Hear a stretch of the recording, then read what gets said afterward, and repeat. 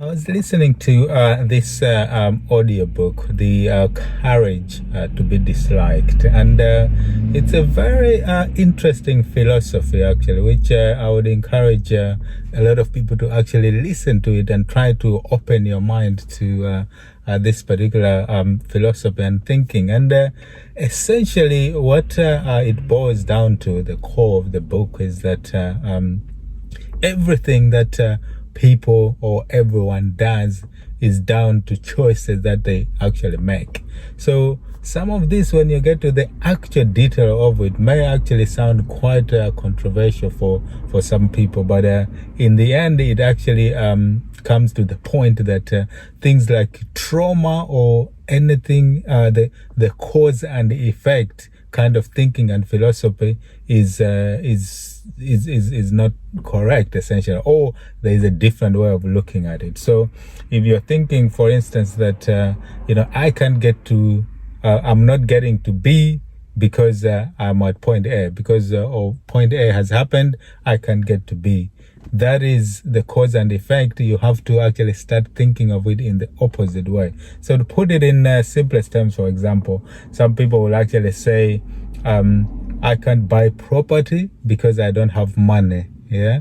But you can actually look at it in a different way. So it's a choice that, either subconsciously or at a different level you've made not to buy property, and you're finding reasons to justify you not taking that action.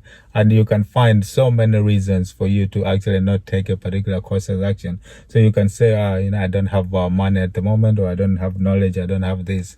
Whereby if you think it the other way, you can come up with a solution that I want to buy property, and therefore I will look for ways to actually buy property. Yeah. So it's a looking at things in the opposite way. And in every situation that happens and that we do, it is always a choice that we have made, and we are always looking for reasons to justify our decision that we can make. So I thought that was quite a fascinating thing. And most of the decisions that we are making are actually coming from a point of view of lack of awareness that this is actually the case. So take any situation you can think of. So for example, there was a course that I'm supposed to go to, and in the group they were asking who is coming to the course, and there's a lot of people who are saying they can't come to the course because the ABC is happening. Maybe they're working or they're doing things and all of that. So in this particular context, they have made a decision and a choice not to come, and they come up with perfect reasons to actually feel themselves good and comfortable that yes, the reason they cannot go is A, B, C, D, because that is the case, and then now they're good. But essentially, it all comes from the lack of the courage to be disliked. Yeah.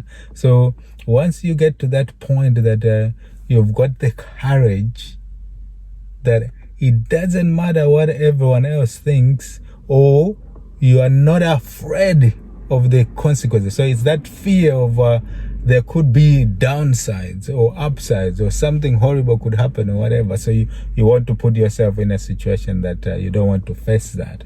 So it gave examples of, for example, people or someone who is just staying at home, they're afraid to go out. They essentially have a low self-esteem, that they don't value themselves. They don't think they've got something they can offer, or anyone will listen to them out in the society. So they have made a choice and a decision not to go out, and they pack it full with all these reasons why they cannot. No one will listen to me, no one understands me, and all of those kind of things. And because of that, they feel relatively okay with themselves, and they stay at home and they manifest in that, and things can go wrong. But whereby if they twist it and take away the fear that people will not judge them for what they have, or even if they do, it doesn't matter because that's out of their control. Have that courage, yeah, to be disliked, or to not worry or care about what other people are thinking, but drive your agenda, or drive the choice that you're making is the key to this philosophy. So you need to understand that every decision that you're making. So it could be studying, for example. If you're studying for a particular course, yeah, you can find the reasons not to study because things will always come up. So subconsciously you're thinking, not really feeling like it, yeah, and then you'll find reasons.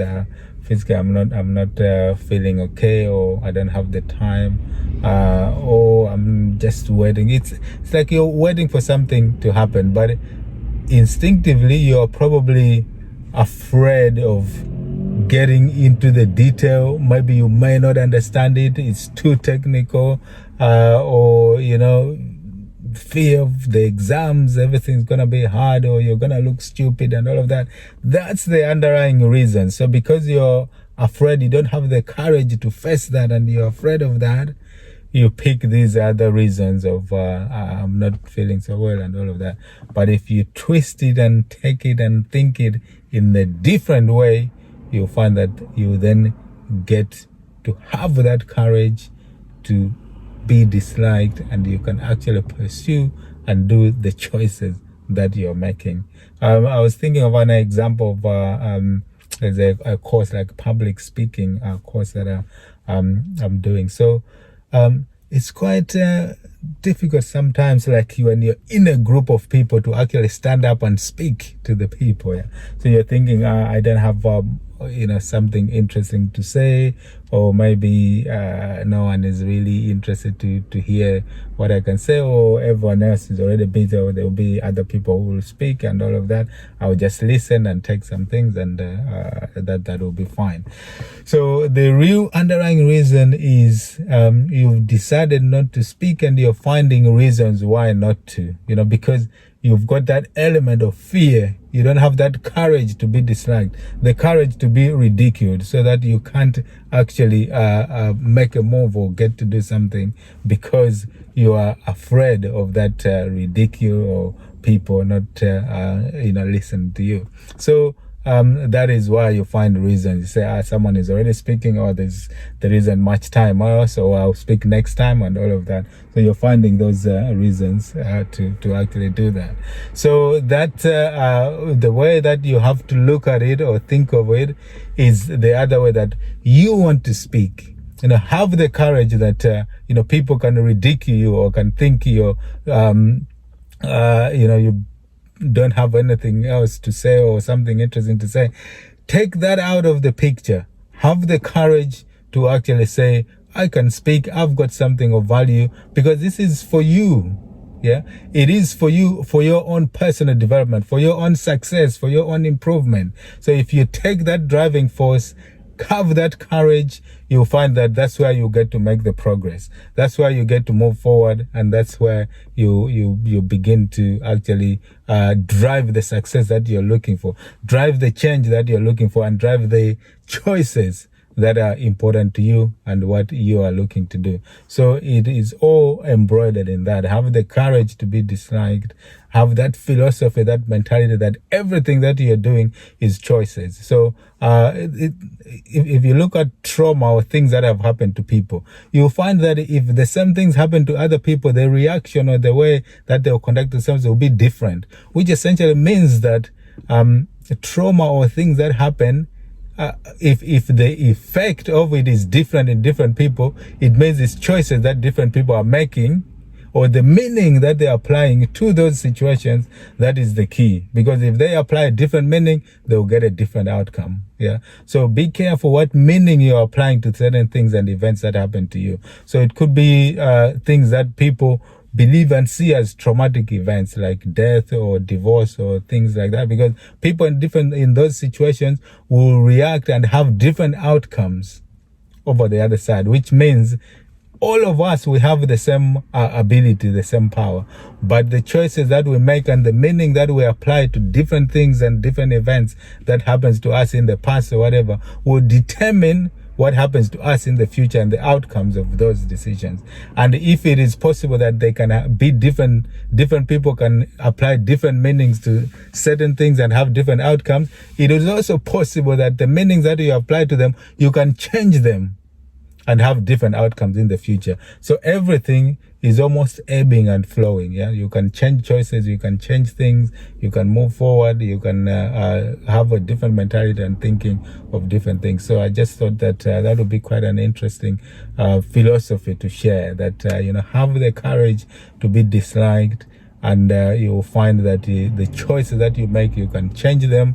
What happened in the past and events are almost inconsequential. They cannot determine what happens to you in the future unless you apply meaning to them, unless you choose for those to actually determine what you go in the future. So this philosophy, in a way, controversially or non-controversially, determines that there's no such thing as trauma. Yeah, it's the meaning that we're applying to it in order for us to justify either just staying still, not doing anything, or trying to get other people to feel sorry and sympathy for us. We want to attract that, and then we find a reason to justify that. But in a way, if someone was in a similar situation, they will look at it in a different way, make a different choice, and have a different outcome. So that will actually essentially mean that everything is choices. Choices can be changed, and you can have different outcomes.